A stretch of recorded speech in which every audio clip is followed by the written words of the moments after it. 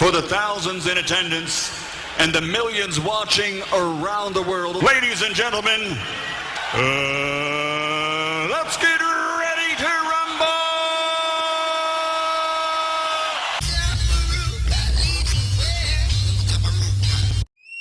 Everyone is related to Africa.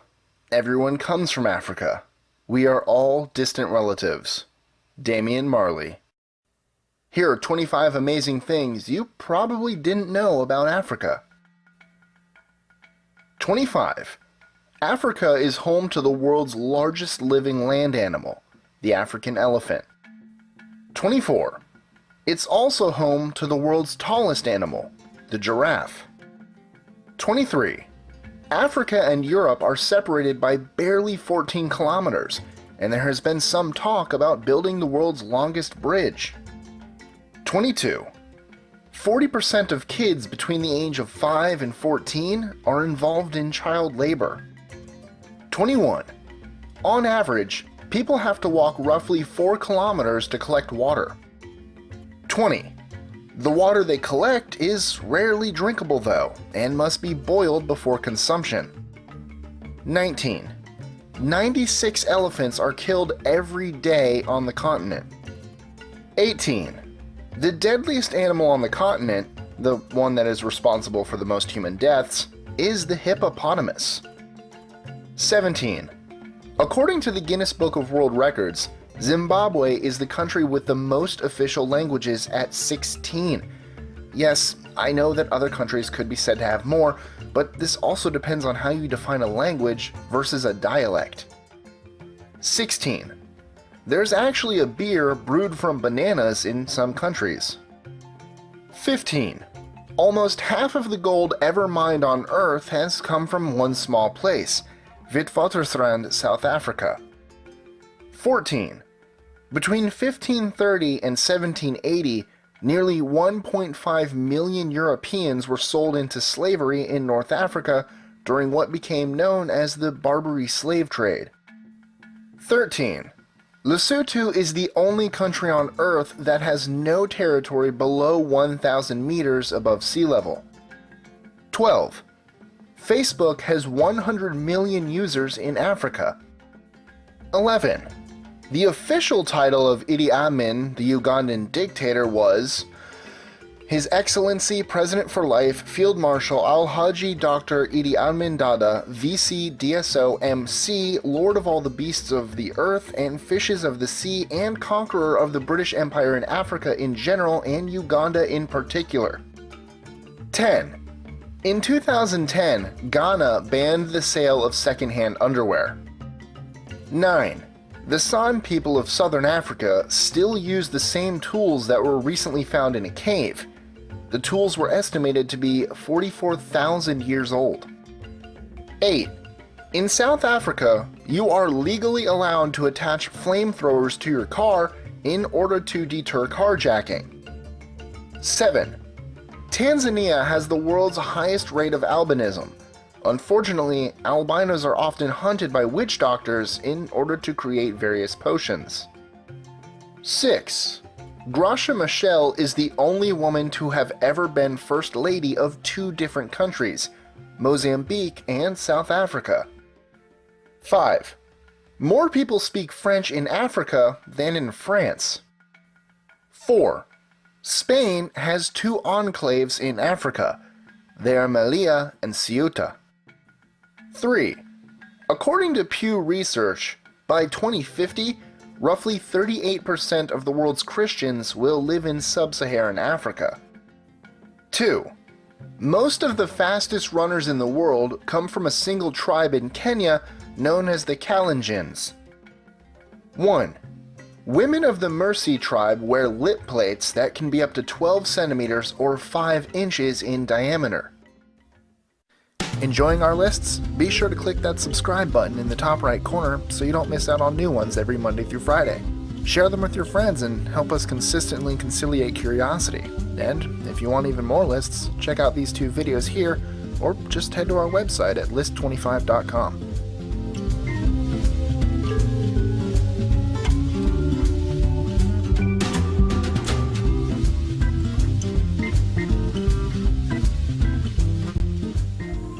that philosophy that hold one race superior and the other inferior. It's not we create that philosophy. Until the color of a man's skin is of no significance than the color of his eyes.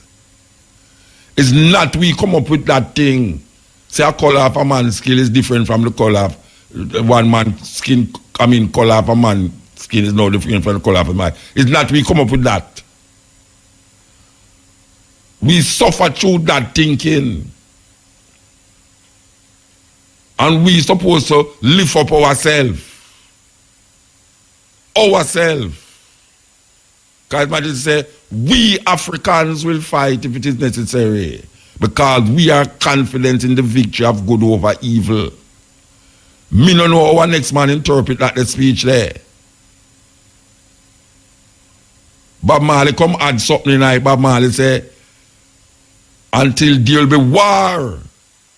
I man, it's never talk about no war, but Bob Marley come say it and it reverberate all over the world. That some people, when them a quote it, them say, and Peter, I Selassie say war. I Selassie talk about, we Africans will fight if it is necessary, because we are confident in the victory of good over evil. Until that day. Well, I want to tell the people, them say that the day they not come yet.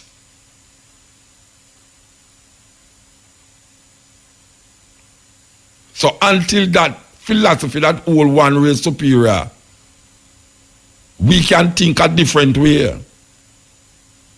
But right now, we Africans have to fight if it is necessary. Because when we look upon where we are going now, and when we see the pangs of the British colony, the British Empire, raging its ugly head in the 21st century or so. When we hear a prime minister who family members is part of that slavers who enslave our African people. When we look upon a lot of England, especially Liverpool, where black people build that. When we see black go fight war for Britain,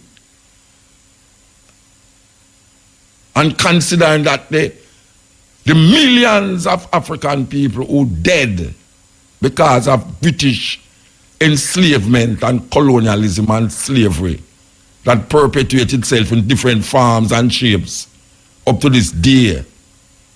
When we see them set up a thing named the Commonwealth, and when we look on it, we ask the question, what is the purpose for we? What is it that the Commonwealth is offering we at this moment, given moment in time, that we should still be a member of that organization set up by the Queen? Why should we still insist to be a part of that? Why should we, in this time here, in the 21st century, a woman who is over 90, where elect and select one our relative to be the next king over we, and we, the slaves, not farmer slaves, we the slave, go and bow in front of her and validate our choice. Validate our choice of slave master. So we now can look forward to our new slave master when that lady find her last resting place at 90 years old. Maybe she live till child 100 too. But she secure her successor. And the Negroes of the Commonwealth validate and agree without question, sign back the paper where say, His Majesty, Her Majesty, Queen of Jamaica and all the British colonies them that claim that them is independent, but still is sovereign members of the British Empire. Where are we standing in this time when everybody is searching for them sovereignty? Even Donald Trump come and say him is a nationalist. He might defend America first. And him going to make America great again. Donald Trump recognized the importance of my nation first. Chinaman come and he recognized China first before anything else. Him not no organization with the whole world. Him said China first, and anything where him involved in, him a do it because him say something dear for the Chinese people. And we who has suffered for how much 100 years and is still suffering, have a group of bossy slaves still hanging on to Queen Elizabeth fracktail, still have our piece of metal in a place where it's supposed to represent the people of Jamaica. Have it in the place like a she in there. And we still have a representative of Her Royal Highness Queen Elizabeth sitting up in our big house named King's House with them first lady where we never select or elect or vote for, representing the Queen of England in this 21st century when everybody a look and a hold on upon them sovereignty. And a group of men especially will sit down with this lady and never ever bring up nothing that concern African people. Nothing at all. More than say, I vote. And who cares if you want to say the next king is what the queen said. She said, and that's final. All you have to do is just agree with that. Or else.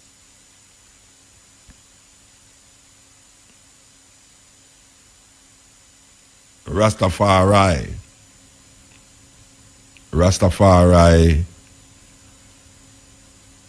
is for a slope. I mean, the thing has get slopier and slopier. If there's such a word. And everyone says slippery and slipperier. Because it's like ones and ones. I mean, them can't say it on a stage. Jah Rastafari, and everybody ball out in unison. Rastafari. But the intention, the purpose that Rastafari was created for, the elevation of Rastafari as a revolutionary black African force to bring to the attention of African people that we need to be liberated. We need to be liberated. Marcus Garvey philosophy is a blueprint for understanding what should be and should not be done in order to bring about this liberation. Some people want to carry the thing and run over there, so. And we see it. It's a dangerous thing. And the problem with it is that you can't tell them nothing. Them can't tell them nothing. You look on all that someone and say, watch you now, to each his own. But then Rastafari wasn't not to each his own, you know. Rastafari was a collective understanding of self and the movement of African people. Say Africa for Africans, those at home and those abroad. And the fight against white supremacy, if you read Leonard Howell, The Promise Key, you will understand how important and vital it is to maintain that image of Africa for Africans, those at home and those abroad. That consciousness that say black power, that a whole heap of people afraid to say it. A man will talk about him black skin, and him talk about, yes, me black and this and this and that. But the essence of it, the essence we are talking about now, maintain it right through. Not just when you sing it. Not just when you sing it, but when you talk it. When you articulate it. In your movement all over the place. You know, come say one something over here, so, and when you're gone in Germany, Belgium, France, Italy, Spain, you start to say something different to appease them. That is a weakness that even them don't like. That even them don't like. When you start to appease, because you stand up in front of Germans and you stand up in, they must know who you be. And don't forget that. They must know who you is. And respect that too. Because you know, look nobody if love you. You look some, they say, boy, you liberate yourself so you want to. If you don't love I, but respect I. I mean, I don't really become and see you now. I include you in the black liberation process. I might include you in something else. Because that is how we are as African people. We now eliminate one part of the human race. But we have to say that we have a problem here so now where we have to solve it first. We have to solve it first. That is what it is all about. Solving this crazy thinking where African people have, that a white man will come save them, come out of the sky, come save them. That them put all of them trust and belief and ideas and concepts in a one book were written how much years? Hundreds and thousands of years ago. And them still hold fast to it and don't recognize that it is the same thing that enslaved them and the same thing that made them save them there and them going dead. I think the same way where them grandparents used to think, and them grandparents never reach nowhere in life.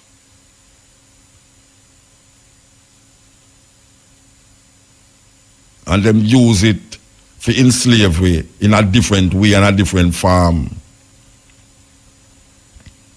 And we see a whole heap of Rasta I get tricked by that idea. And we never lose our humanity. We never lose our humanity. What we lose is with dignity. It's with dignity we lose, not with humanity.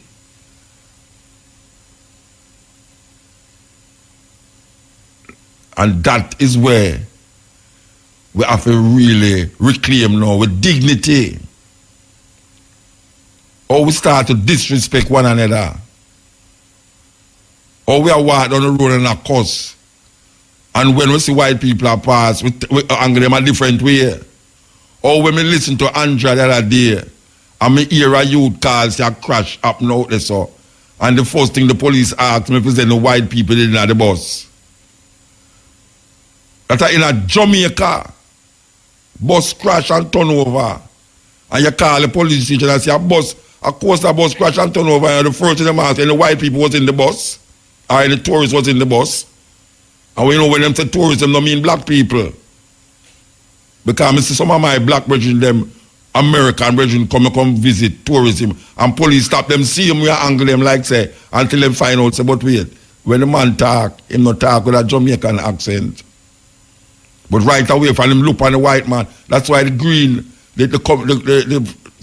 one of the policeman are green, when them green were going back England, say, the reason why the problem with him have with Jamaican police is that them respect color. And him talk about say them respect him because him white. But them other officers who is like them no respect them. And him see that, and him is an English white man, I say that. So when we reach a stage where bus turn over and police are asked if any tourists are at the bus, you know, say, you know, a serious problem. Apart from the bus turn over, but the policeman in a serious problem when they ask them question there.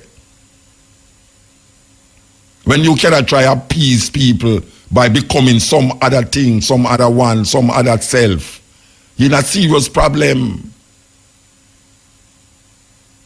When you want to facilitate a certain climate and behavior, and you start to twist up yourself to become that behavior, and you know, so not so you stay and not so you must look and not so you feel, then you know, so you're in a serious problem.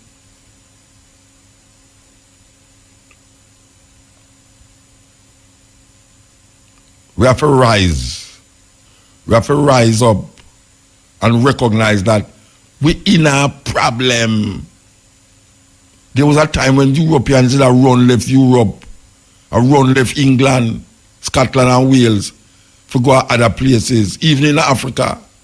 Now we are run left Africa for go to Europe, and hundreds of people are trying to cross over to Europe and I crash and I tumble over.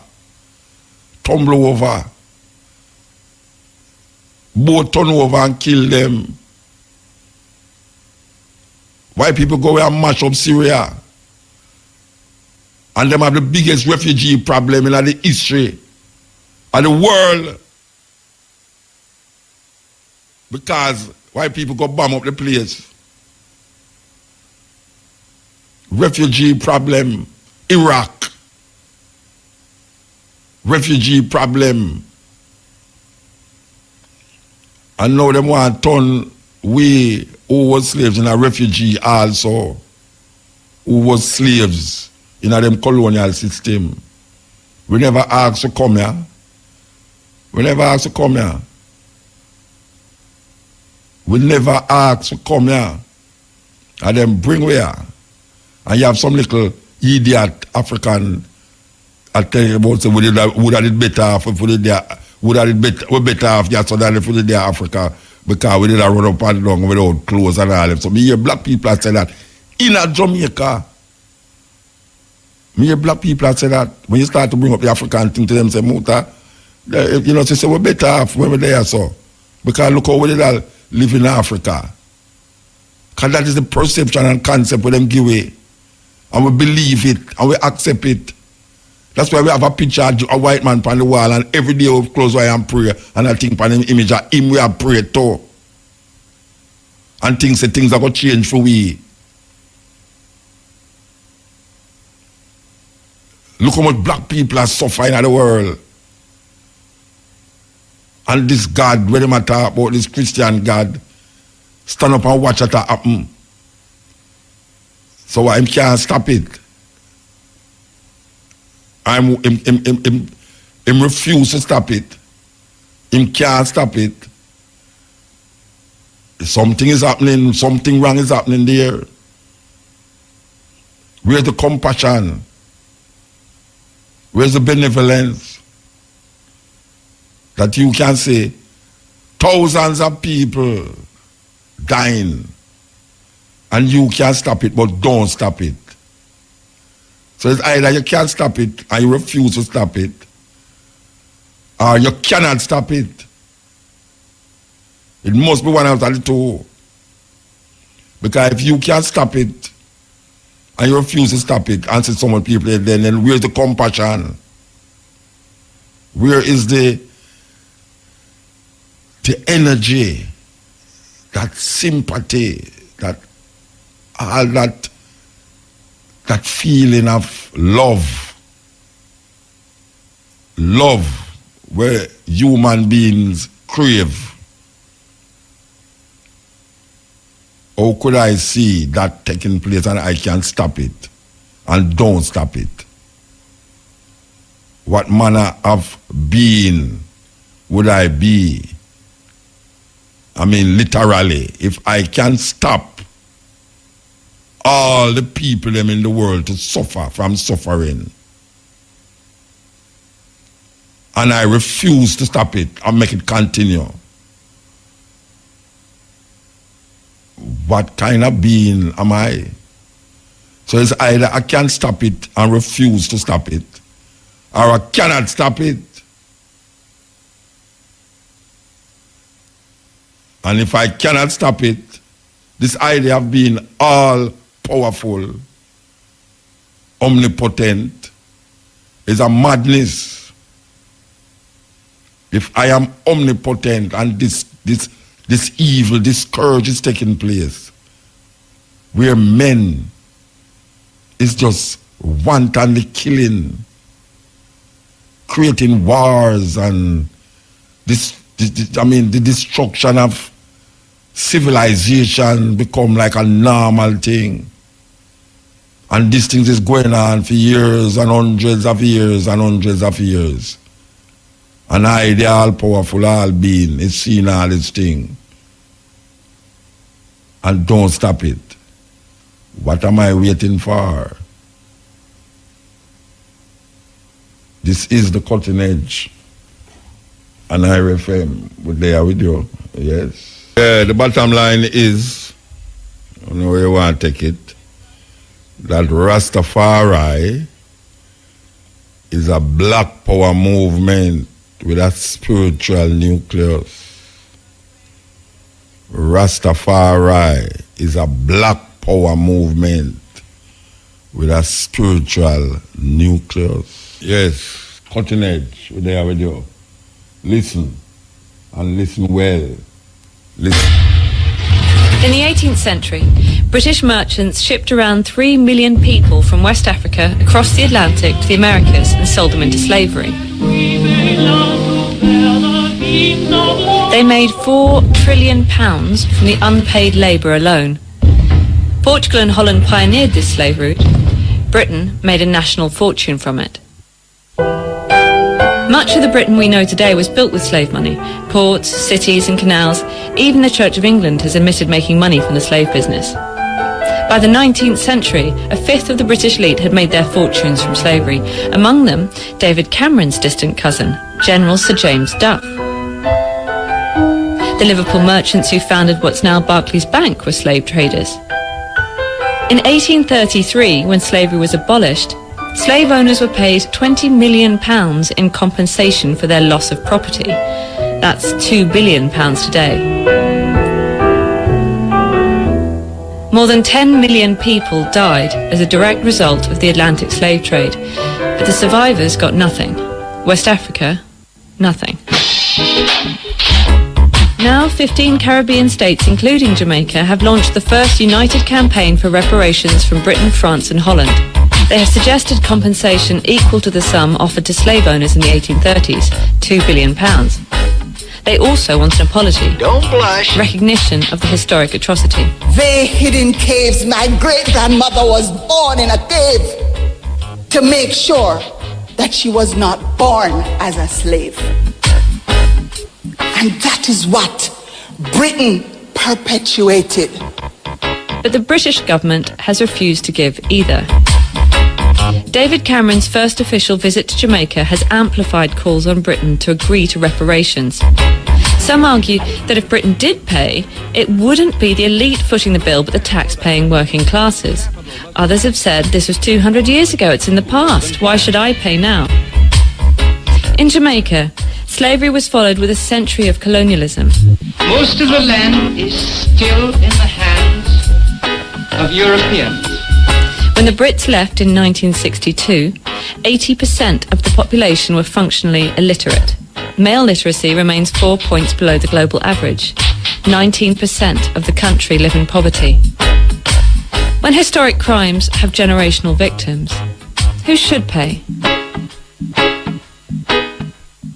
REFM, thought-provoking, always smoking, lyrics like a bazooka.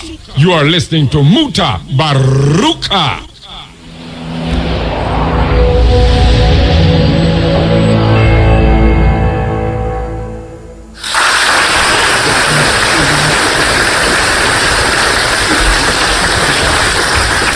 Madam President, and gentlemen, ladies of the House,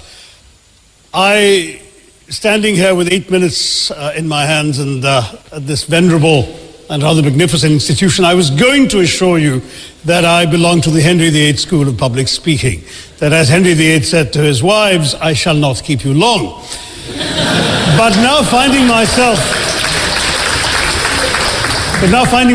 the 7th speaker out of 8 in what must already seem a rather long evening to you, I rather feel like Henry VIII's last wife. I more or less know what's expected of me, but I'm not sure how to do it any differently. Perhaps what I should do is really try and pay attention to the arguments that were advanced by the opposition today. We had, for example, Sir Richard Ottaway challenging the very idea that it could be argued that the economic situation of the colonies was actually worsened by the experience of British colonialism. Well, I stand to offer you the Indian example, Sir Richard. India's share of the world economy when Britain arrived on its shores was 23%. By the time the British left, it was down to below 4%. Why? Simply because India had been governed for the benefit of Britain. Britain's rise for 200 years was financed by its depredations in India. In fact, Britain's industrial revolution was actually premised upon the deindustrialization of India. The handloom weavers, for example, famed across the world, whose products were exported around the world, Britain came right in. There were actually these weavers making fine muslin, light as woven air, it was said. And Britain came right in, smashed their thumbs, broke their looms, imposed tariffs and duties on their cloth and products, and started, of course, taking the raw materials from India and shipping back manufactured cloth, flooding the world's markets with what became the products of the dark and satanic mills of Victorian England. That meant that the weavers in India became beggars, and India went from being a world-famous exporter of finished cloth into an importer, went from having 27% of world trade to less than 2%. Meanwhile, colonialists like Robert Clive bought their rotten boroughs in England on the proceeds of their loot in India, while taking the Hindi word loot into their dictionaries as well as their habits.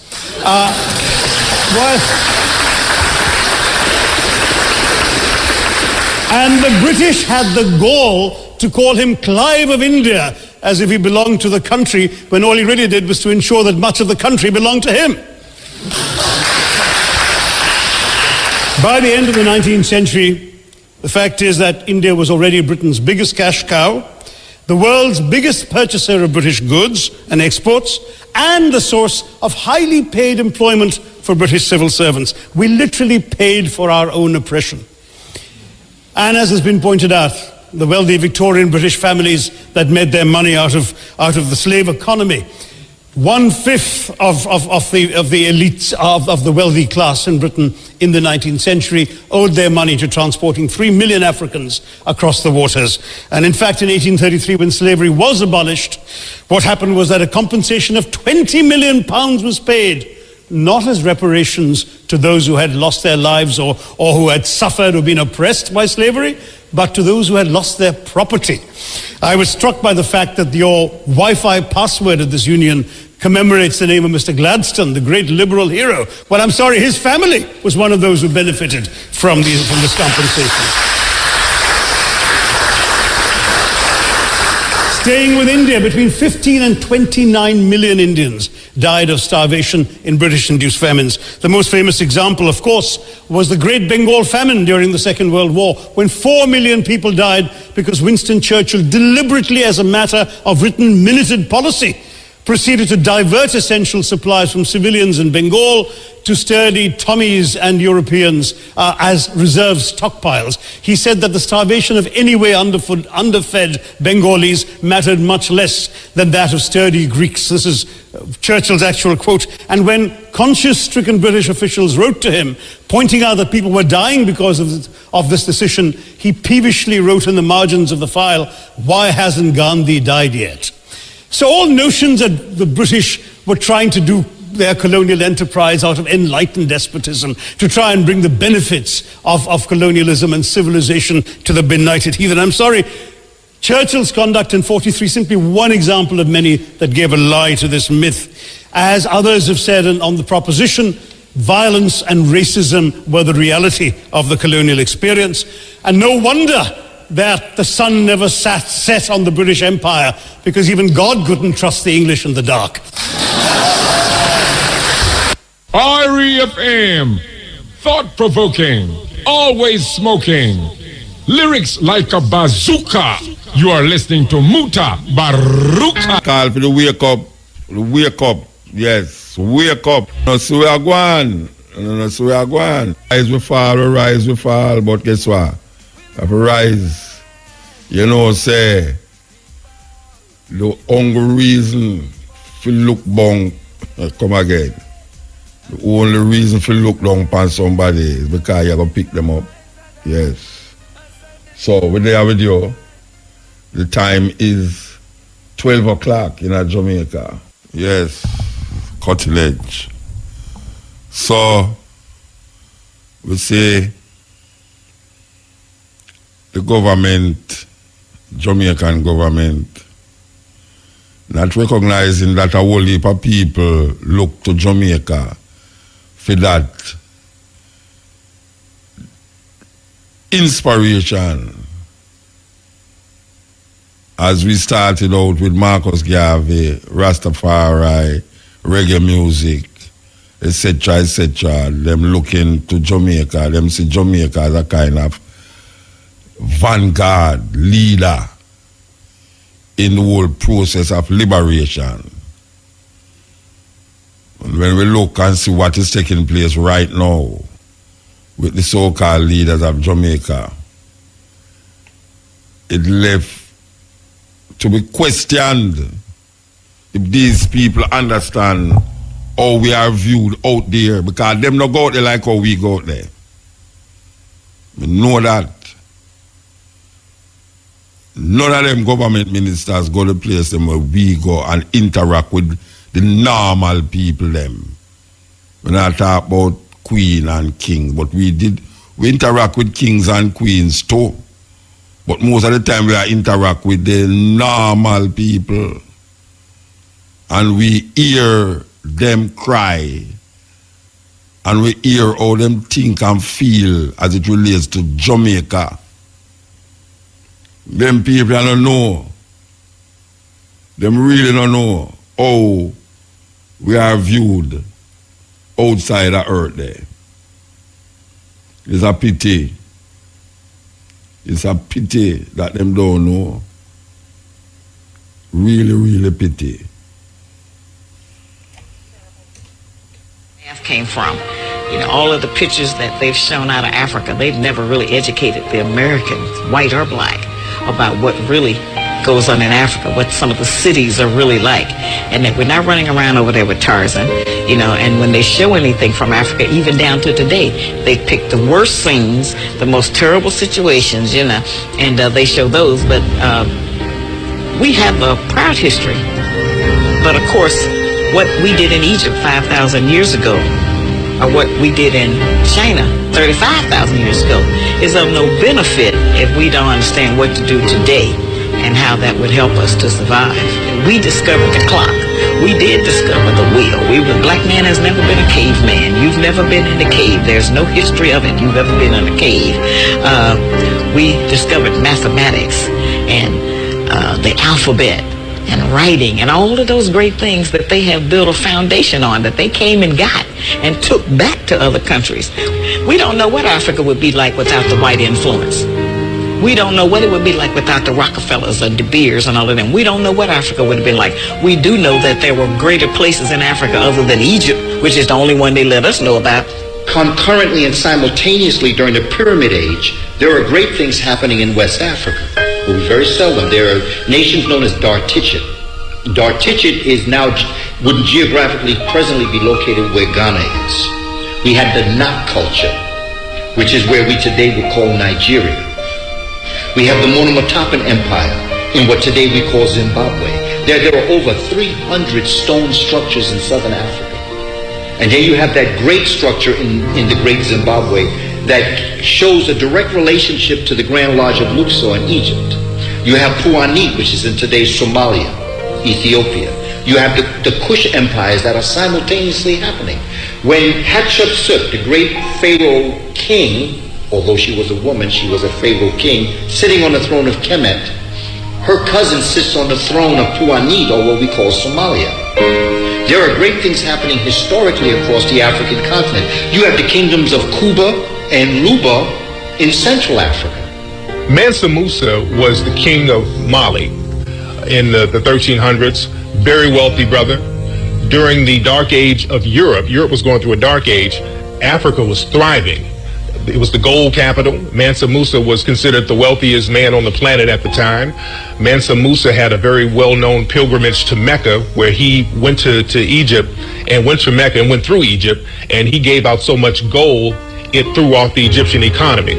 In today's terms, Mansa Musa gave away what would be the equivalent of $100 million in gold. The African was the first race to circumnavigate the entire globe. All over Africa, all over the world, the peoples of color that they call Africans, South Pumalanians, we were all over the world. So to say that in Ghana they had the Ashanti, they had, all over, we had powerful dynasties, so innumerable we couldn't even name them. Because remember, we had hundreds of thousands of years, and that's the secret. They cut us off at 6,000 because anything beyond that they could say is mystery. They could say is myth. So when you control the information, which is essentially what they've learned to do, under the Vatican they have about 6 to 8 miles of storage space that have all of our artifacts. And the Virgin Mother being black, all of the faces.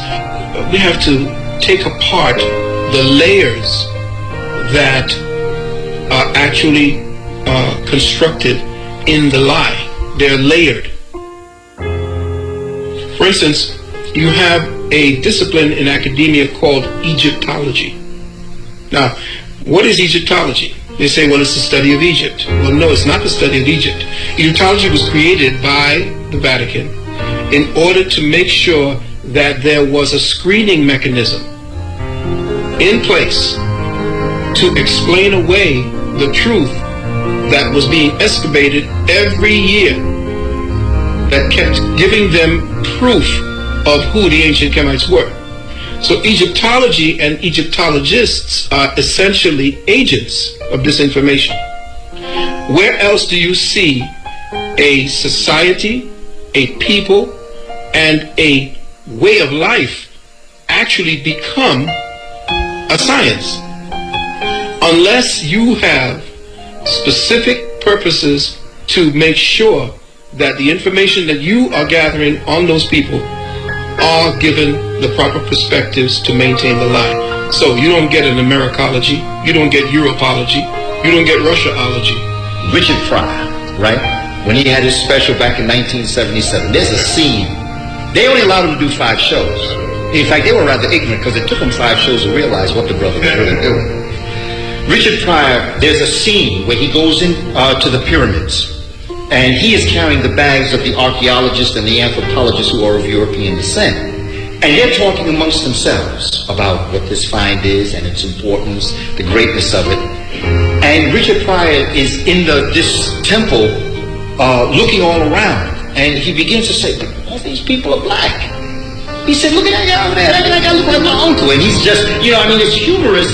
But what Richard Pryor is actually talking about is that, these are black people in these pyramids, and these are the people that built these pyramids. He's saying, wait a minute, these people... And then all of a sudden, the camera begins to show the anthropologists of European descent, and they start to nudge each other because they realize, hey, you know, it's a guy carrying bags, is looking around, and he's learning some things in here. So very quietly, you see them backing out of the pyramid, right? And Richard Pryor is still there talking about how great the pyramid is, and then all of a sudden, they show you the door close, and all of a sudden the scene goes black. Which means that was the blackout on the information for black folk to understand their history. This is what Richard Pryor was dropping on us in 1977. This is what actually has happened. Richard was telling us, this is what has happened to us. Because as you become conscious and brother becomes conscious and as a community we become conscious, the Europeans who know this are beginning to realize. So they're trying to shut the door on us. REFM, thought-provoking, always smoking, lyrics like a bazooka. You are listening to Mutabaruka. My mama, she walked in your studio, and I think I told you this. You would thank God just spit her out if she was alive today. Just as gentle and peaceful. But if you try to convince my mama that Jesus Christ wasn't a Christian, she would stomp you to death. Why? Why would she? Huh? Because she didn't know Christianity never happened until 100 years after Jesus was dead. She didn't know Jesus' brother James. They murdered him the same way they murdered Jesus. She didn't know that King James Version, that's the only version she knew. And King James was honest, more honest than my mother. He didn't say it was Jesus' version, God's version, Buddha's version, Muhammad's version. He said, this is my version. Huh? Okay? She didn't know King James was King of England. She didn't know that King James was such a weird, strange homosexual. He hated women so bad he killed his mama. And his lover was Lord Buckingham, who Buckingham Palace named after. Right. And so I'm talking about that type of ignorance that you just sit and pick up something.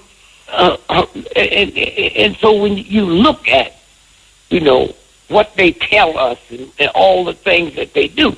You ever been to a big cathedral? You ever see them goblins? Those men with them wings on? Yes, sir. You ever see them little 2-year-old naked boys with angel wings? Not girls. They ain't got no naked girls. That's where pedophilia come from, okay? All right? And yet and still we embrace that mess. I can go anywhere in the world today and see a prostitute, and that streetwalker, I can recognize her as a prostitute by the way she walked, the way she talked, the way she chewed a gum, the way she would. But if I come to Memphis today and you introduce, if they don't tell me they're Christians, I don't know they one. How can I recognize a hoe by their demeanor, but I don't know you're a Christian till you tell me one? Huh? There's something wrong with that. And so the great thing about truth in the world, it don't stop just because of somebody's ignorance. Somebody's been trained to believe something to enhance other people. And so consequently, I went to a high school called Sumner High School. Bulldogs. Did your school have a mascot? What was the name of it? At first it was the Rebels, then they changed to the Wolverine. Okay, the Rebels, right? But now, you know what you could not name that public school? The Sumner High School Green Jesus. Hummus High School White Jesus. Black Jesus. Why? Because the church in the state, right? Have you ever seen a school named the Charles Sumner High School Red Devils? The Blue Devils? Now, I live in a Christian society. You can name a school after the devil, but you can't name it after Jesus. Huh? Yeah, wise, powerful. Yes, that is Dick Gregory, late Dick Gregory. Yes, Cutting Edge, RFM. Sometimes some people copy you, you're supposed to feel good, and we want to feel good because we know at least 5 radio stations in England, well, not 5 in each of them, but we're talking about 5 different radio stations from the west coast of America and the east coast of America, and in England, and in where the island name? Oh gosh, man. Where the island name? Anyway, yes, Saint Martin, where have programs where is spin off from the cutting edge over the years, and we feel good to know that we could create such a vibration out there that ones can see necessary to really start a program like the cutting edge, to really come with some alternative understanding of self. And we should even call it alternative thing still. You know, is the wrong thing is the alternative, the right thing is the real thing. It's like people that talk about alternative lifestyle. You know, where you eat certain vegetables and them thing there. Vegetarianism. No. It's the real thing. The real thing. But why listen to this? Because this is what we're all about. Information. I will present it to you. Whether you want to accept it or not, that is also your business, but we there have to do it. 10 Secrets of Ancient Egypt. Number 10. Who built the pyramids? Despite the prevalent myth that the pyramids were built by Israeli slaves, Egyptologists have determined that the pyramids were built by paid Egyptian laborers. Evidence shows that around 20 to 30,000 laborers were recruited from poor families around Egypt to complete the enormous construction over a period of 20 years. Laborers were extremely respected for their work and fed like royalty.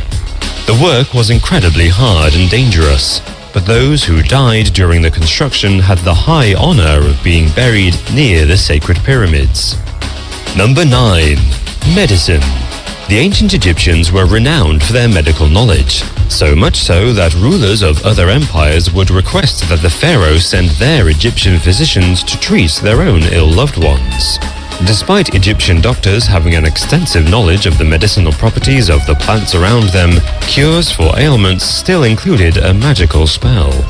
As well as herbal remedies, many other cures were based on sympathetic magic.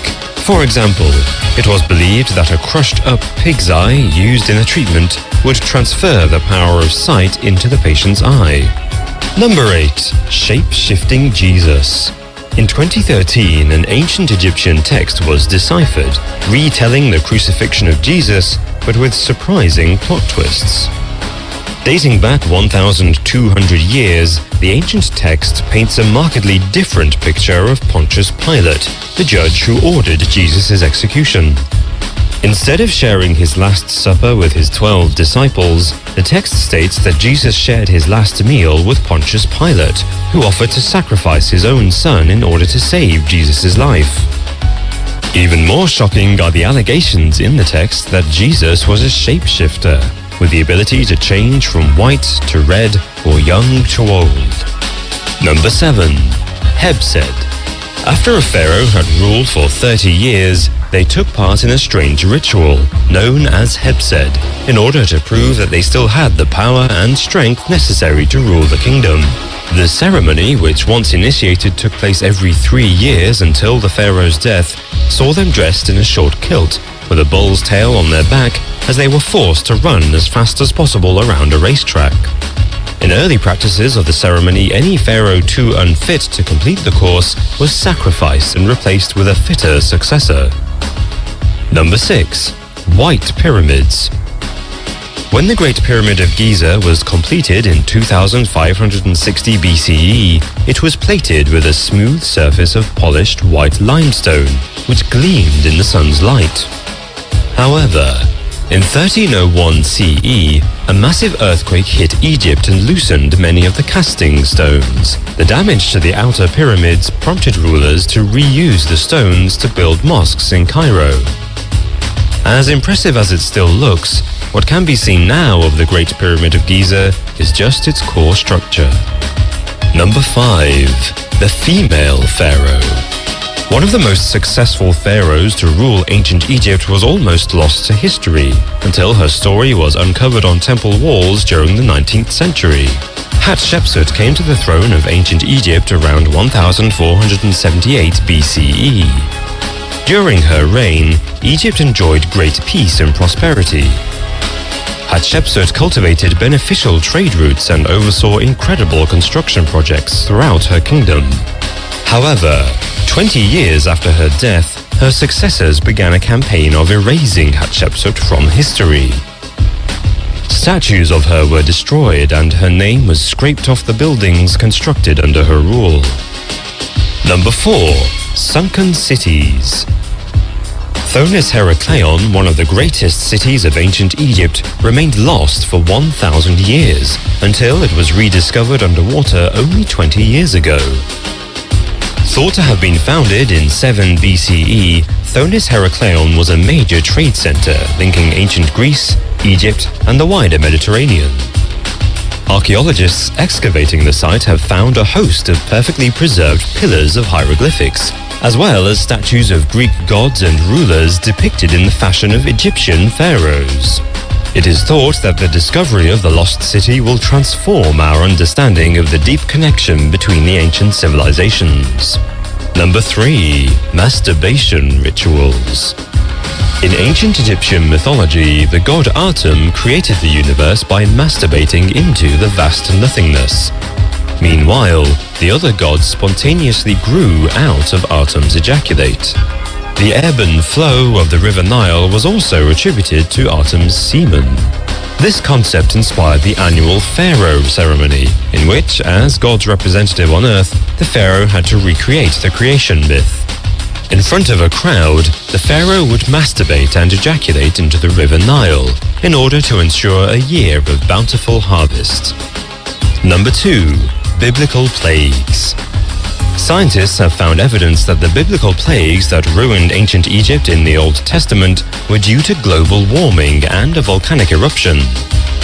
The reported plague of the Nile, which turned the river's water into blood 3,000 years ago, is hypothesized to have been caused by the arrival of bacterium, known as burgundy blood algae, which stain water red. The scientists claim that the algae attracted frogs, lice, and flies, which led to diseased livestock and boils. Furthermore, there is evidence that the Santorini volcano, which erupted 600 kilometers away, threw ash into the air as far as Egypt, which would have blocked out the sun and plunged Egypt into darkness. Number 1. Incest. In ancient Egyptian mythology, many deities were married to their siblings. Although there is little evidence to suggest that common Egyptians married their siblings, incest was rife for generations of the royal family. Due to siblings marrying each other, many members of the royal family, such as Tutankhamun, suffered from a range of malformations, infections, and genetic diseases. He suffered from weak bones and was unable to walk without help, contributing to his early death at age 19. Hey guys, if you enjoyed this video, why not head over to our brand new... Mutabaruka, we are listening to our laments. You know here, continent, the end, the end.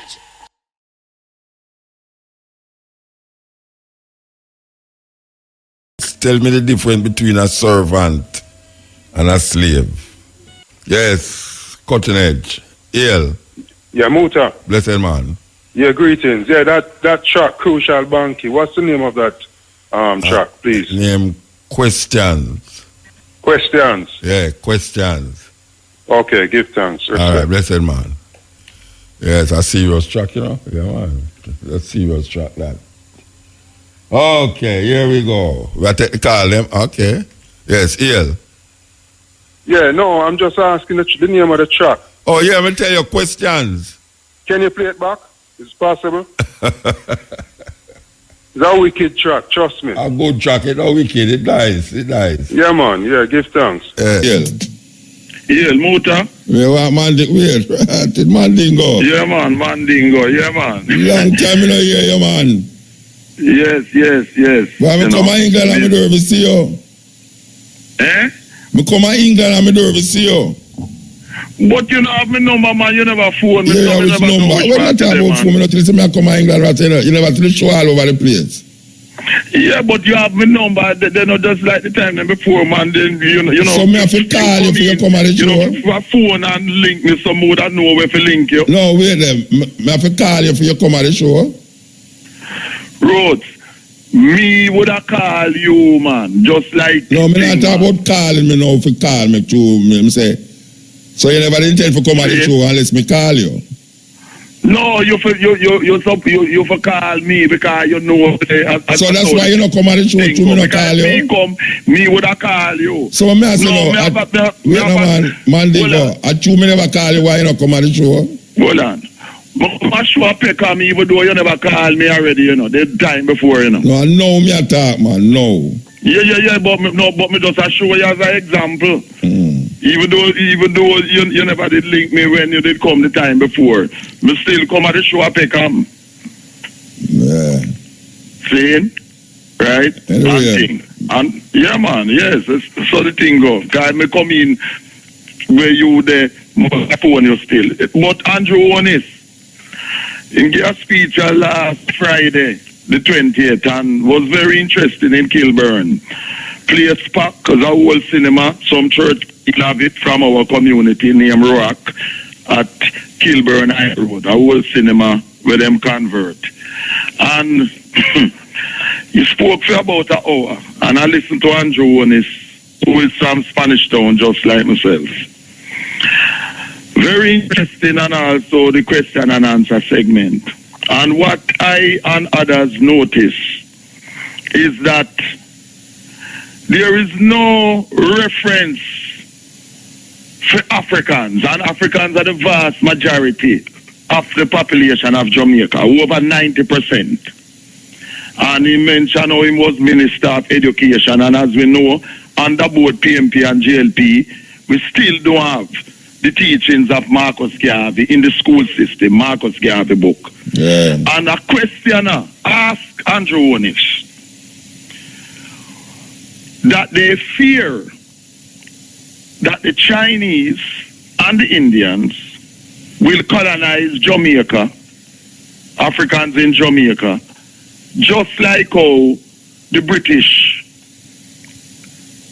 enslave and colonize, you know, our people there in Jamaica and so on. And you know, Andrew Honest's answer was that him don't want to talk about racial groupings. Now, over 90% of the Jamaican population is African. No matter what the names them want to use to themselves and bleach them skin and do a kind of operation to try destroy that which them can't change, them African race. And he's saying that him don't want to talk about racial groupings. Racial groupings have to talk because I, as a Marcus Garvey African and other Africans in Jamaica who conscious and know themselves, we do have no intention of exchanging British colonialism for any Chinese or any Indian or any non-African colonialism of our people in Jamaica. No way, no shame, no farm. So, being African in Jamaica, that is not going to go away. And this is the fundamental problem that we have in Jamaica, that Jamaica will never progress until the teachings of Marcus Garvey are implemented practically, meaning that African people in Jamaica stop trying to run away from them African race identity, calling themselves West Indian, black, colored. There's a next stupid word about colored. Everybody have color. This thing about people of color is a way of not wanting to identify yourself as an African. I am not no person of no colored or no colored person. I am an African. Stupid, nonsensical term, as Marcus Garvey Jr. used to say too. For real. And the next thing, when the question was asked about homosexuality, because he had some interviews and same Theresa May, that same racist business going on as in the Dominican Republic, as I said, and to be given the president of the Dominican Republic, who killing and murdering Africans in the Dominican Republic because of them Haitian African thing, the racist thing, and him get award, which should not have happened. You mentioned it earlier, and you have done that before too, and myself, right? And this is the kind of thing trying to avoid dealing with the real issues, you know, and there's no getting away from that. He spoke about wanting investment from the USA, wanting investment from Britain, wanting investment from Canada. And I shouted out while he was speaking, what about the investments that Africans overseas in Britain, in the USA, Canada and elsewhere? And in Africa, we invest the most in Jamaica in terms of remittances and other forms of investment in Jamaica. Nobody do invest in Jamaica like from overseas, like our people overseas. And what do we have to show for our remittances and for other investments? Them must a remittance bring more than tourism. What? Remittance is more than tourism, bring more than tourism. Of course. And the thing about tourism, as Marcus Garvey Jr. used to say in the 1960s at Kingston Technical, you cannot build a country depending on tourism, because tourism is a fickle industry.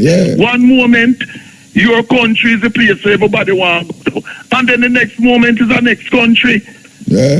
You have hurricane. You must build, you have to build on things that are grounded and depend on your resources in the country. You cannot depend on tourism, which depend on whether people want to come to your country or not.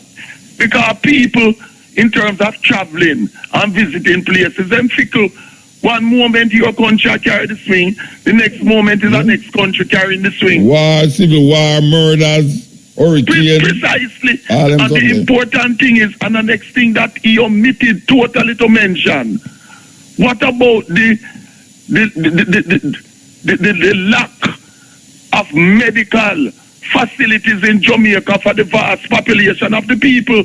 People die in Jamaica, the vast majority who are African, because we are the majority of the population, because there is not enough investment for proper facilities for the health of our people, and no country can progress if you don't have a proper health system. In Jamaica, if you don't have money, you die because you cannot afford the medical bills. Money buy life. And this affects the African race more than any other race in Jamaica, because we are the vast majority and we are the most exploited. You know? And these are the things even people who normally not political was saying, but we don't really impressed with what Andrew, we come to hear what he had to say. And as I did, because I wanted to hear what he had to say, you know. But him not coming with solutions. And when you're trying to distance yourself from the racial situation, it's just like when Peter Phillips of the PNP was here some time ago, in the PNP time when Portia Simpson was the Prime Minister, and somebody in the audience asked him a question about the danger of Chinese colonialism. Peter Phillips was saying the same type of thing, saying, we must not be prejudiced. What kind of foolishness is that?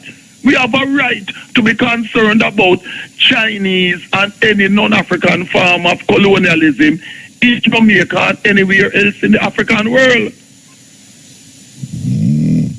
We have to deal with that, because I and I, as Africans, students of Marcus Garvey, have absolutely no intention that we as Africans in Jamaica and in Africa and elsewhere to be colonized by any non-Africans. Simple, and that is not going to go away. I'm talking about, and we was mentioning investments from China and too. We, our people outside of Jamaica, we invest the most in Jamaica.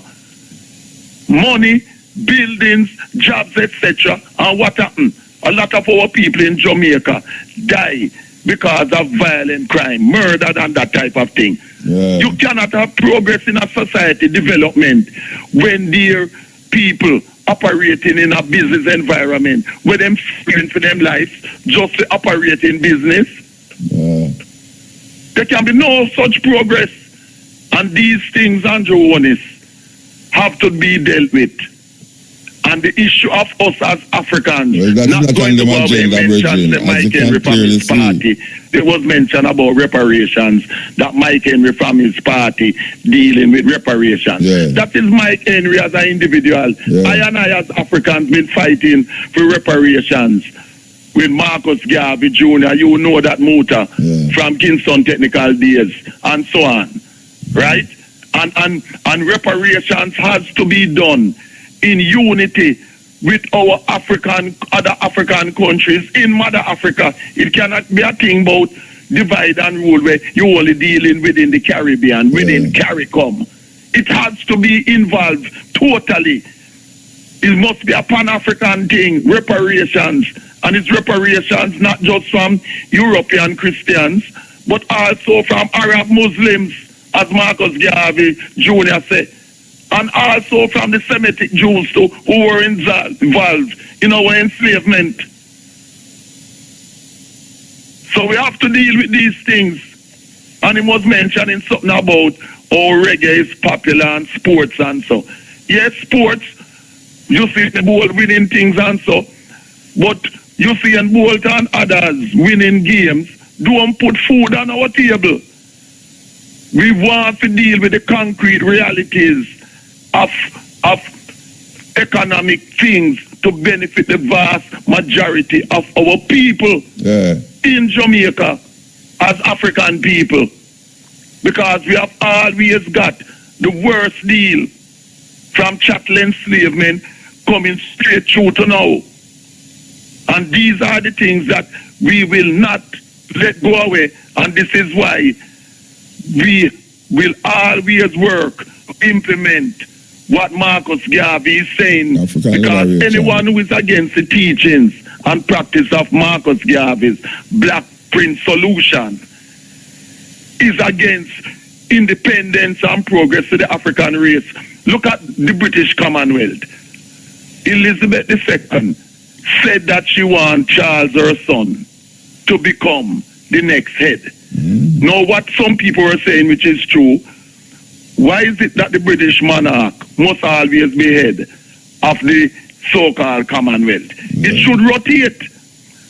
She said that, and it's 53 countries in this, what them call Commonwealth. And all 53 of them, the other 52, vote unanimously. But them never say nothing about not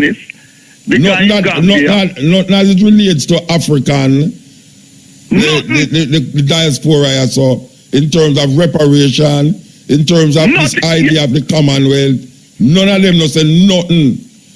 Nothing. Them no say nothing. Yes, this is anti-African. No wonder people have the mentality, people have been miseducated in Jamaica to hate them African identity. Nothing to deal with our progress as African people. The Queen tell them that she want this person to be our successor. And everybody say yes, you me want to be my successor too. Yes, and every one of them vote and carry out our wish. No abstaining, no abstaining. War in Nigeria, one is in Jamaica, whoever in Barbados, whoever in Trinidad and Tobago, all of them. None of them make a stand to say, no, we have to have a break from the past. So what is this telling you? This is a continuation of the British Empire, which was the biggest genocidal empire in history, where enslaved our people. Lucky, the whole of them is lucky. Lucky, yes. Yes. Anyway. No, I mean, one is, him can talk, you know, him have lyrics and thing, you know. Yeah, but it's not lyrics do this with we as African people, you know. No. What the only thing of importance for me as an African is what is of benefit for my African race in and outside of Jamaica. Yeah.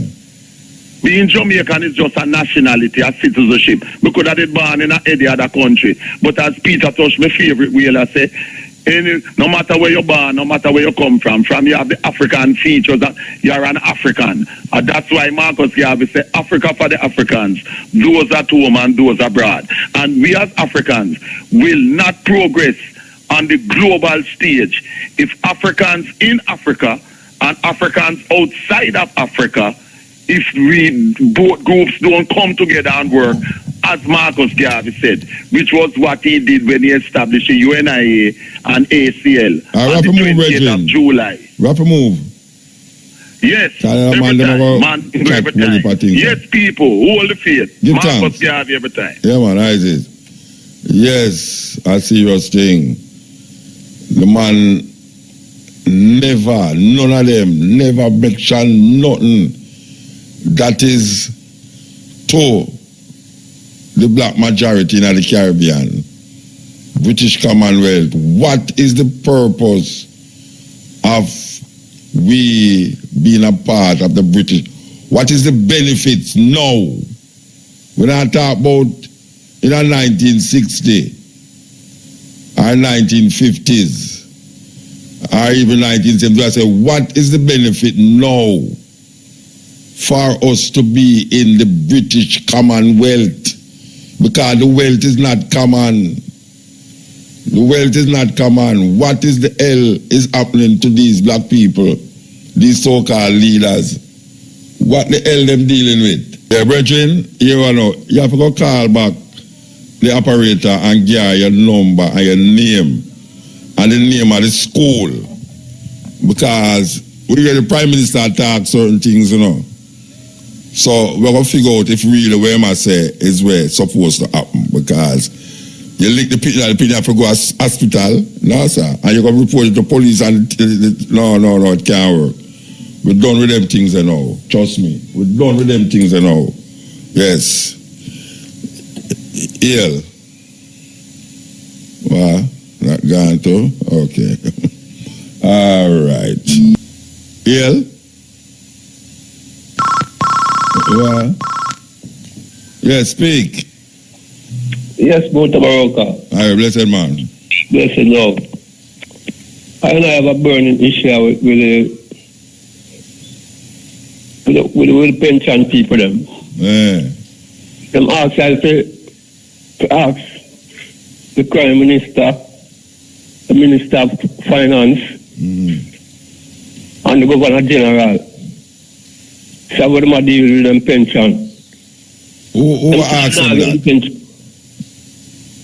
Them say them not get no pension when them sleep so hard.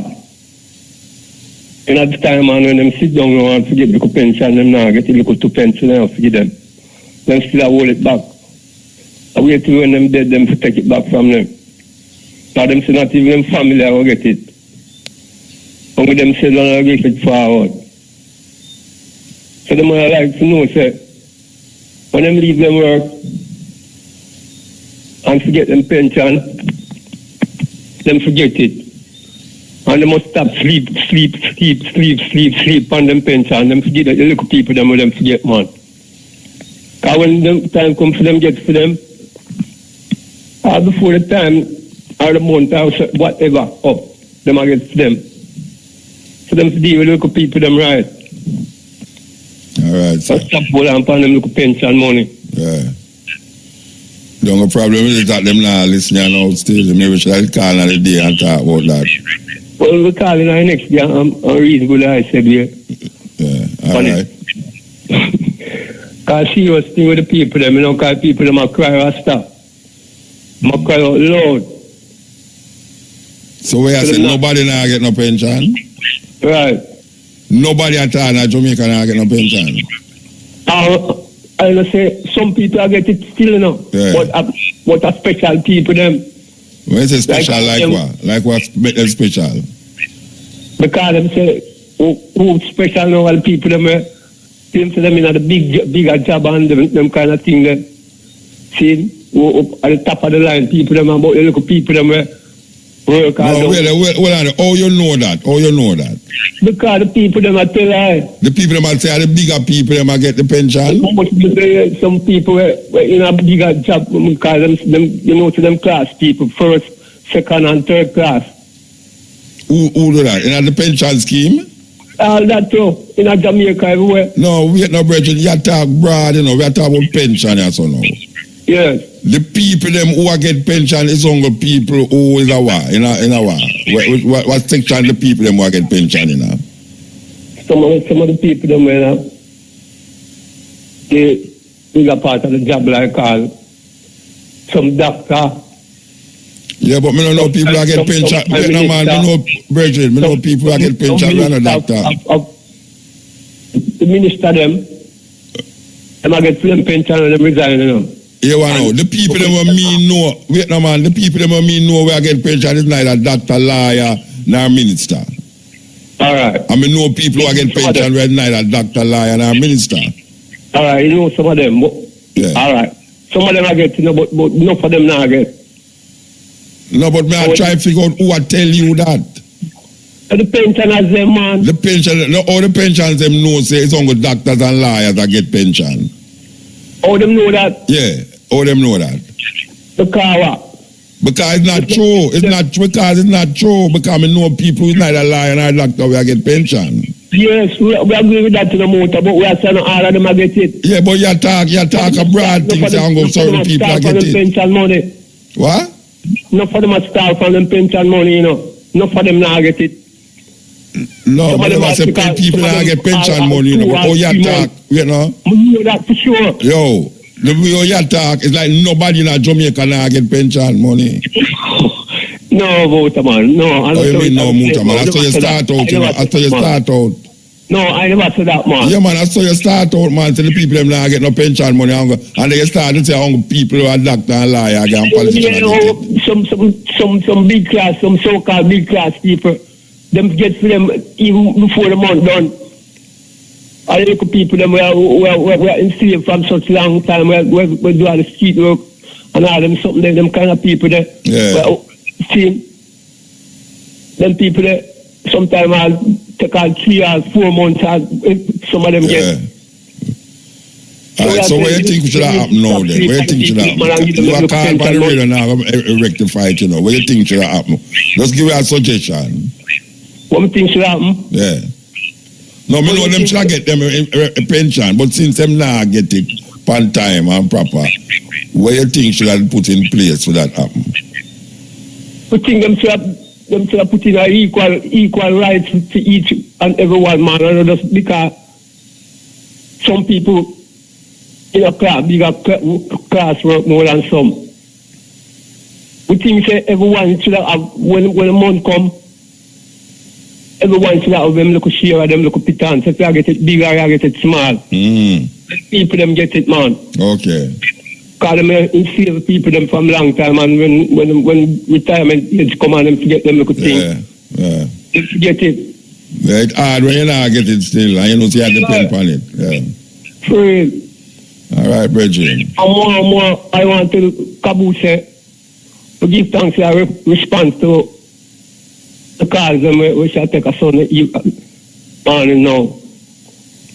Yeah, the calls them we shall take a son morning with one running African thing. Okay. Yeah, Kabu, I know I expect Kabu, you know, because it's Kabu now. Kabu I want our international Black Revolutionary Queen, you know. Yeah. Yeah, so we know. And I wish her all the best in her doing. To just go through and just know so what she not fear no evil, because no evil can't overcome her. All right, sir. And you too, no motor. Yeah, man, we are going through, man. Yeah, man, just take the strongest. All right. And leave it to man. Give thanks, brethren. Every time. I did. Yeah, this is the Cutting Edge on RFM. Yes, EL. Yes, hello? Yeah, blessed. Yes, one who's always victorious. This is the bike messenger. Man. Wait a long time I don't hear you, man. King. Yeah. Sabatos. Why did he start out with just to nice you up with a Mandela? He needs to know a younger lax person like me see what's going on, because he started out with rest in peace, Winnie Mandela, by the way. He started out with Winnie Mandela, and then he said, all right, skip that now. Let me go to my problems now. You know? It's just the different callers. So, you know, man, long time ago, you call, man. I have so much things written down on paper right now. Yeah? Talk to you. Yeah, definitely, you know. Guess who? Guess sees me playing vintage videos of different 80s artists and contact me on Instagram. Who that? Officer Lang. Okay. King, I don't know. And I had to run to the bathroom when you tell a guy, go outside now and tell me if you see the sun.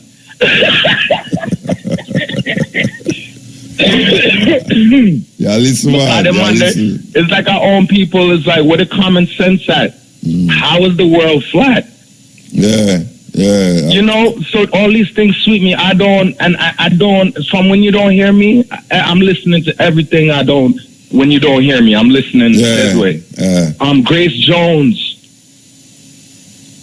Jones, that's an honor. And I'm saying, when you're talking to her now, I'm saying, I know she gonna let go too bad word. yeah. I tell her on the TV the other night too. I do an interview. It's an honor, Muta. Right now I'm trembling. I'm not used to talking to you again, because I haven't spoke to you in a while. Because you're just like the lady said, I wouldn't compare you to Michael Jackson, but I'm laughing because I know how you gonna react once you said that. So I'll be laughing. All right, okay. So you're not sing nothing tonight? You're not sing nothing? With this dance, huh? You're not sing nothing tonight? Of course, I'm putting out all the words, and then I'm gonna leave you with.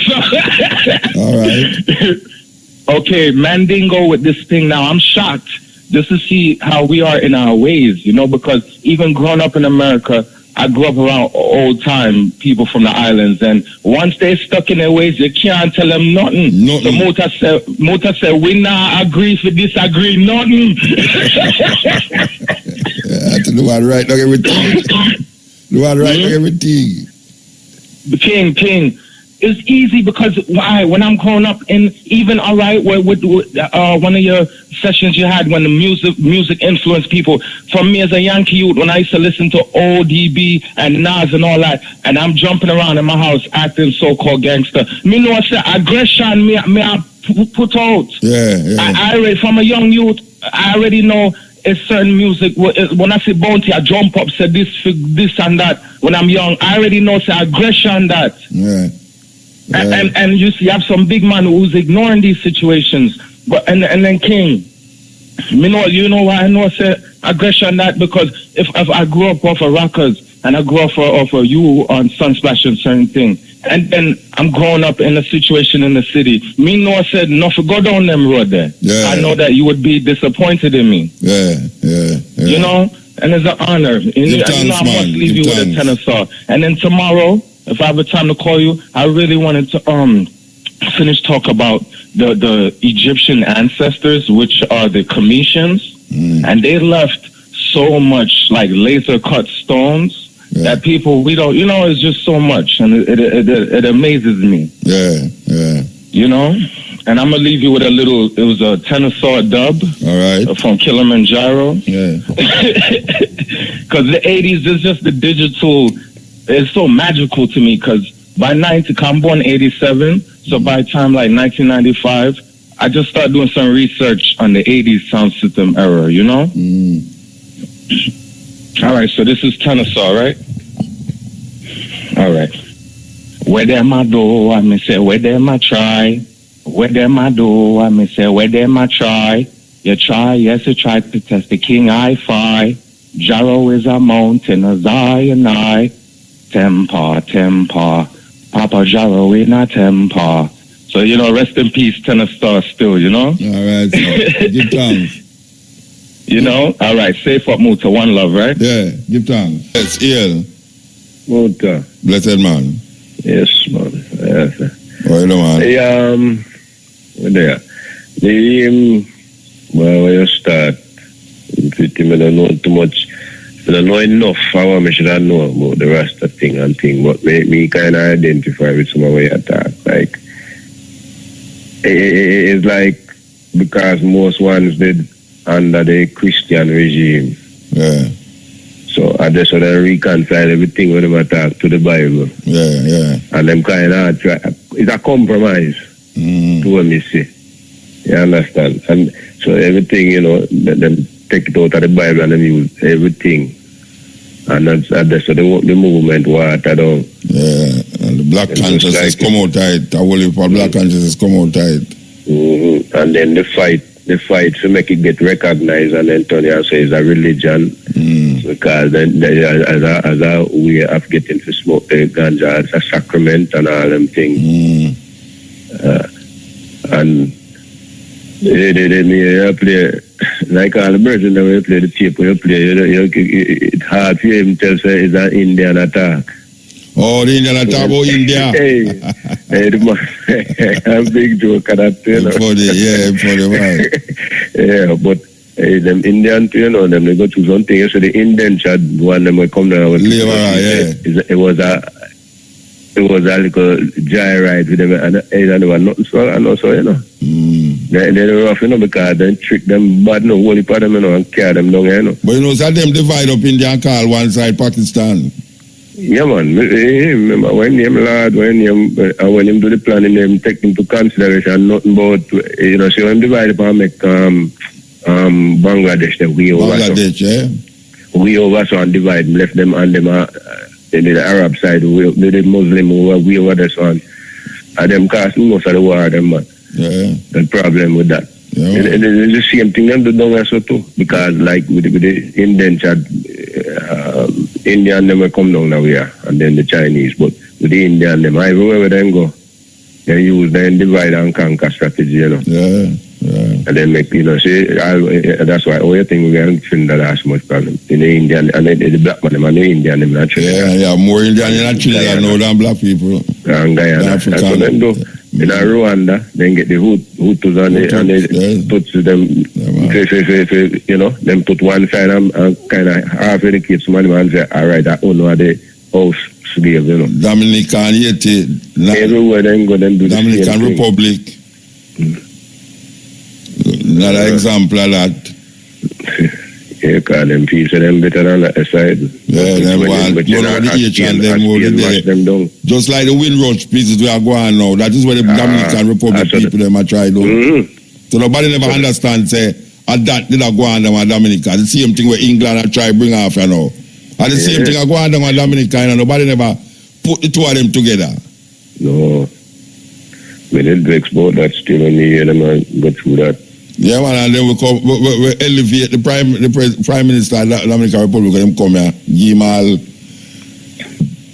award and all these things, and never even mention one. I go because of bad weather. I go because of bad weather. I look at things every eye turn off. Watch a man. Before me done. Them never wait, no man. Back in time, man. Them never mention one iota. And the atrocity we are going down at Dominican Republic against the 80 people them. But them don't know nothing more about Dominican Republic. Them born there. And them come and say, why anybody were born before such and such a time. I forgot leave. And the same principle. We're going in England, you know. And the same thing. And nobody now connect the two. And you know, and so long when I hear nobody talk about me, I wonder if it is done. Done where? A good time, no, nobody talk about it. No, because a 9-day thing in Jamaica, everything like a 9-day thing, you know. You talk about it and then it just done and then everybody forget about it and go on to the next subject. Without the other one solve. Yeah, all this whole advertisement when they talk about how them echo a search for oil on the coast. Boy, I don't know. Why go up and find oil on this, man? I know say water's done, the fishing done, everything done, you know. Well, I'm not going to apply over there. America will come in here and do certain things. I wonder why they can't we can be a different kind of tourist here. If we sort of food that we natural food and all them something without the chemicals, without the this and that and the pristine condition, the weather, all them something there. Everybody will come after them medicine, you know. They're paradise, man. Come like that. They used to come from before, they used to go west, young man. and send them out to California and breed fresh air from New York and them place. You said that go to Jamaica, young man. Yeah. You understand? But before me get cut off or anything, you see, anybody that listen and them live, I'll try to go get some blood at the hospital them sometime. So you see that little accident that we talk about where they call in about to Cabo the other morning, Sunday morning. With the bus there. Because I one of the youth about him get most of the jerk up. Anybody dead? No, I'm not dead enough, but no, anybody at all is dead in the accident? No. But him get a surgery, 2 surgery already. Because him live and mess up. Live and mess up and thing. And yesterday in some surgery, go get the blood and thing. Because the hospital need blood and thing.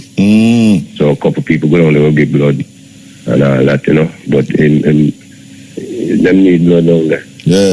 And thing. All about in Jamaica, I guess, you know.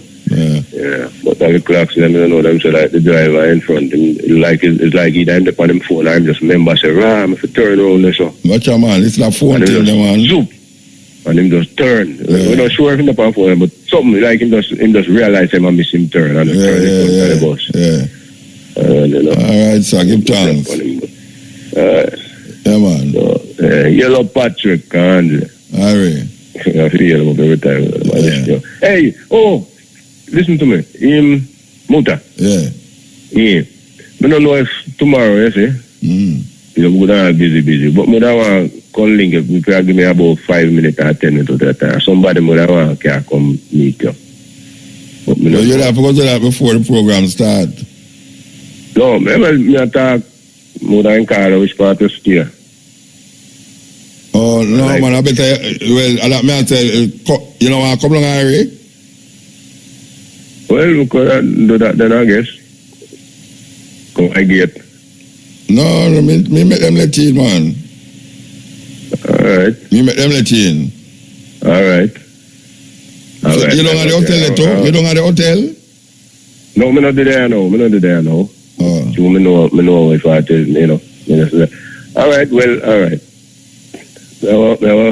Excuse me. Will you come through then tell them then, no? Yeah, man. Alright. Alright, blessed, yeah? Alright, yeah, man.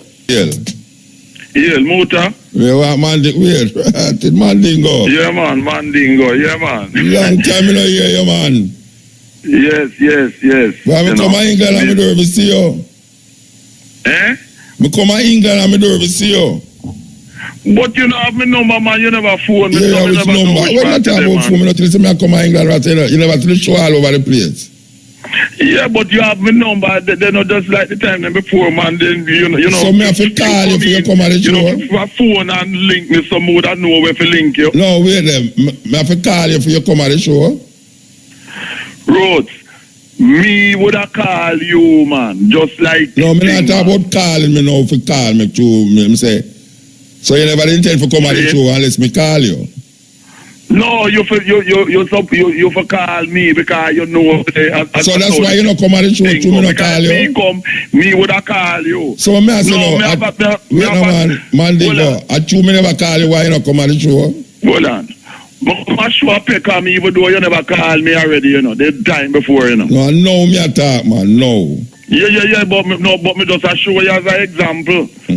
Even though you never did link me when you did come the time before, me still come at the show and pick up. Yeah. See?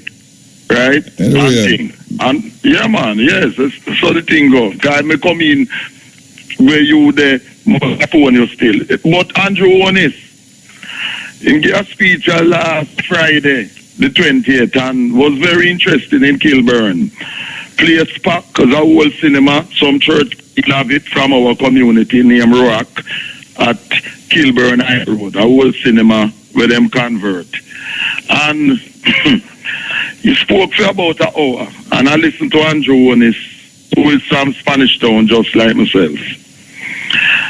Very interesting, and also the question and answer segment. And what I and others notice is that there is no reference for Africans, and Africans are the vast majority of the population of Jamaica, over 90%. And he mentioned how he was Minister of Education, and as we know, under both PMP and JLP, we still don't have the teachings of Marcus Garvey in the school system, Marcus Garvey book. Yeah. And a questioner asked Andrew Onish that they fear that the Chinese and the Indians will colonize Jamaica, Africans in Jamaica, just like how the British enslave and colonize, our people there in Jamaica and so on. And Andrew Onish's answer was that him don't want to talk about racial groupings. Now, over 90% of the Jamaican population is African. No matter what the names them want to use to themselves and bleach them skin and do a kind of operation to try destroy that which them can't change, them African race. And he's saying that him don't want to talk about racial groupings. Racial groupings have to talk because I, as a Marcus Garvey African and other Africans in Jamaica who conscious and know themselves, we do have no intention of exchanging British colonialism for any Chinese or any Indian or any non-African colonialism of our people in Jamaica. No way, no shame, no farm. So, being African in Jamaica, that is not going to go away. And this is the fundamental problem that we have in Jamaica, that Jamaica will never progress until the teachings of Marcus Garvey are implemented practically, meaning that African people in Jamaica stop trying to run away from them African race identity, calling themselves West Indian, black, colored. There's a next stupid word about colored. Everybody have color. This thing about people of color is a way of not wanting to identify yourself as an African. I am not no person of no colored or no colored person. I am an African. Stupid, nonsensical term, as Marcus Garvey Jr. used to say too. For real. And the next thing, when the question was asked about homosexuality, because he had some interviews and same Theresa May, that same racist business going on as in the Dominican Republic, as I said, and to be given the president of the Dominican Republic, who killing and murdering Africans in the Dominican Republic because of them Haitian African thing, the racist thing, and him get award, which should not have happened. You mentioned it earlier, and you have done that before too, and myself, right? And this is the kind of thing trying to avoid dealing with the real issues, and there's no getting away from that. He spoke about wanting investment from the USA, wanting investment from Britain, wanting investment from Canada. And I shouted out while he was speaking, what about the investments that Africans overseas in Britain, in the USA, Canada and elsewhere? And in Africa, we invest the most in Jamaica in terms of remittances and other forms of investment in Jamaica. Nobody do invest in Jamaica like from overseas, like our people overseas. And what do we have to show for our remittances and for other investments? Them not a remittance bring more than tourism. What? Remittance is more than tourism, bring more than tourism. Of course. And the thing about tourism, as Marcus Garvey Jr. used to say in the 1960s at Kingston Technical, you cannot build a country depending on tourism, because tourism is a fickle industry. One moment, your country is the place where everybody wants to go, and then the next moment is the next country. You have hurricane. You must build, you thing have to build on things that are grounded and depend on your resources in the country. Yeah. You cannot depend on tourism, which depend on whether people want to come to your country or not. Because people, in terms of traveling and visiting places, them fickle. One moment your country carry the swing, the next moment is the next country carrying the swing. War, civil war, murders, hurricane. Precisely. All them And the something. important thing is, and the next thing that he omitted totally to mention, what about the lack of medical facilities in Jamaica for the vast population of the people? People die in Jamaica, the vast majority who are African, because we are the majority of the population, because there is not enough investment for proper facilities for the health of our people, and no country can progress if you don't have a proper health system. In Jamaica, if you don't have money, you die because you cannot afford the medical bills. Money buy life. And this affects the African race more than any other race in Jamaica, because we are the vast majority and we are the most exploited. Yeah. You know? And these are the things, even people who normally not political was saying, but we're not really impressed with what Andrew, we come to hear what he had to say. And as I did, because I wanted to hear what he had to say, you know. But him not coming with solutions. And when you're trying to distance yourself from the racial situation, it's just like when Peter Phillips of the PNP was here some time ago, in the PNP time when Portia Simpson was the Prime Minister. And somebody in the audience asked him a question about the danger of Chinese colonialism. Peter Phillips was saying the same type of thing, saying, we must not be prejudiced. What kind of foolishness is that? We have a right to be concerned about Chinese and any non-African form of colonialism in Jamaica and anywhere else in the African world. We have to deal with that. Because I and I, as Africans, students of Marcus Garvey, have absolutely no intention that we as Africans in Jamaica and in Africa and elsewhere to be colonized by any non-Africans. Simple, and that is not going to go away.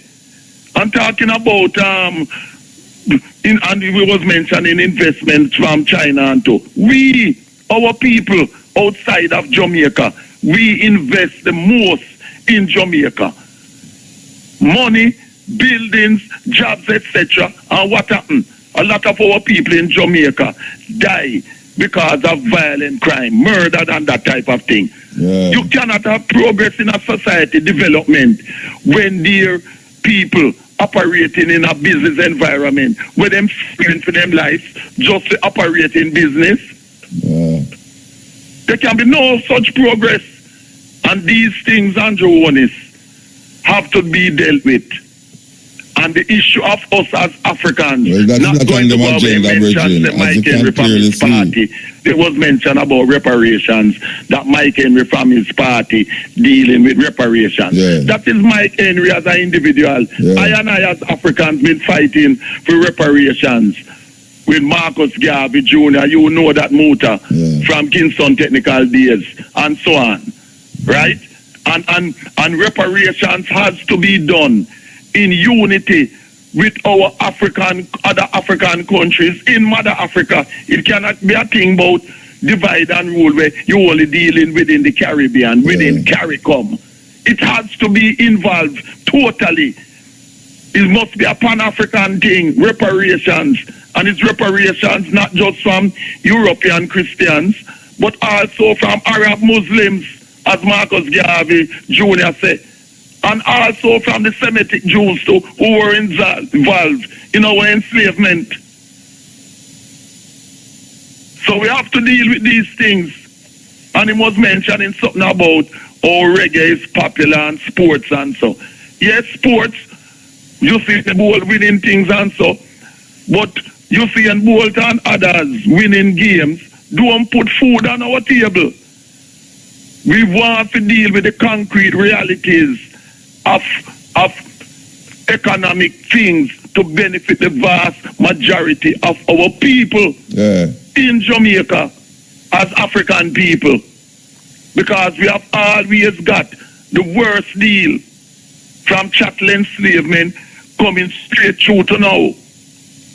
And these are the things that we will not let go away. And this is why we will always work to implement what Marcus Garvey is saying. Because anyone who is against the teachings and practice of Marcus Garvey's Black Prince solution is against independence and progress to the African race. Look at the British Commonwealth.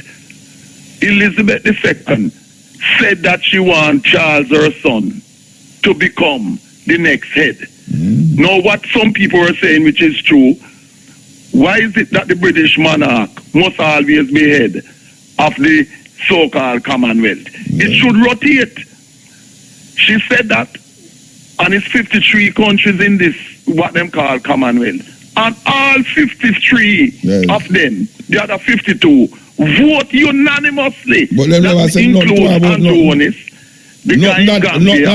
as it relates to African, the diaspora, so in terms of reparation, in terms of this idea of the Commonwealth, none of them not say nothing.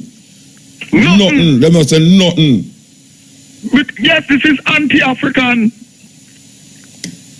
No wonder people have the mentality, people have been miseducated in Jamaica to hate them African identity. Nothing to deal with our progress as African people. The Queen tell them that she want this person to be our successor. And everybody say, yes, you me want to be my successor too. Yes, and every one of them vote and carry out our wish. No abstaining, no abstaining. War in Nigeria, one is in Jamaica, whoever in Barbados, whoever in Trinidad and Tobago, all of them. None of them make a stand to say, no, we have to have a break from the past. So what is this telling you? This is a continuation of the British Empire, which was the biggest genocidal empire in history, where enslaved our people. Lucky, all of them is lucky. Lucky, yes. Yes. Anyway. No, I mean, one is, him can talk, you know, him have lyrics and thing, you know. Yeah, but it's not lyrics do this with we as African people, you know. No. What the only thing of importance for me as an African is what is of benefit for my African race in and outside of Jamaica. Yeah. Being Jamaican is just a nationality, a citizenship. We could have been born in any other country. But as Peter Tosh, my favorite wheeler, say, no matter where you're born, no matter where you come from you have the African features, you're an African. And that's why Marcus Garvey said, Africa for the Africans, those at home and those abroad. And we as Africans will not progress on the global stage if Africans in Africa and Africans outside of Africa, if we both groups don't come together and work, as Marcus Garvey said, which was what he did when he established the UNIA and ACL on the 20th of July. Rapper move. Yes, every time. Yes, people, hold the faith. Give Marcus thanks. Garvey every time. Yeah, man, Isaac. Yes, a serious thing. The man never, none of them, never mention nothing that is to the black majority in the Caribbean, British Commonwealth. What is the purpose of we being a part of the British? What is the benefits now? When I talk about in the 1960s or 1950s or even 1970s, I say, what is the benefit now for us to be in the British Commonwealth? Because the wealth is not common. The wealth is not common. What is the hell is happening to these black people, these so-called leaders? What the hell them dealing with?